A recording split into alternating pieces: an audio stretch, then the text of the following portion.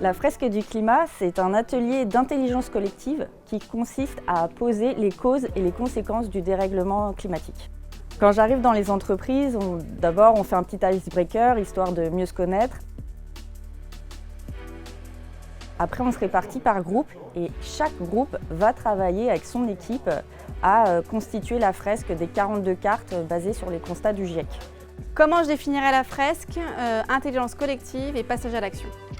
Le jeu est vraiment autoporteur, donc ça apporte tous les aspects pédagogiques et le fondement scientifique.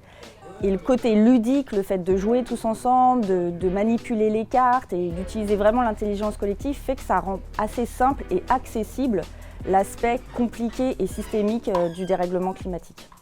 L'idée quand on est animateur de la fresque, ce n'est pas d'apporter des solutions, leur dire c'est comme ça parce que c'est une science qui est compliquée. Donc on va laisser en fait le collectif travailler sur les causes et les conséquences du dérèglement climatique et s'approprier ces sujets de manière totalement autonome et en étant juste facilitateur pour qu'il y ait justement cette prise de conscience montante, tout en les rassurant bien sûr au fil de l'eau. Malgré le message qui est assez lourd finalement, de dire que c'est urgent, que c'est grave et qu'il faut vraiment se mettre tous en action, en général il y a toujours une bonne ambiance. Les gens sont heureux de passer un moment ensemble et de comprendre aussi les enjeux et ce sujet dont on entend beaucoup parler finalement dans les médias aujourd'hui.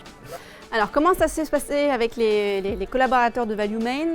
Ils ont tous été très moteurs, dans la bonne humeur. Et je trouve qu'il y a eu beaucoup d'écoute aussi et de bienveillance, parce qu'il y avait aussi quelquefois on n'était pas toujours d'accord sur les causes et les conséquences. Donc c'était assez fluide, on voit quand même qu'il y a une bonne ambiance, un bon état d'esprit et une envie de travailler ensemble. Donc ça c'était plutôt positif et c'est encore une fois un levier important pour après passer à l'action, mais aussi pour le quotidien et pour être content de son environnement de travail.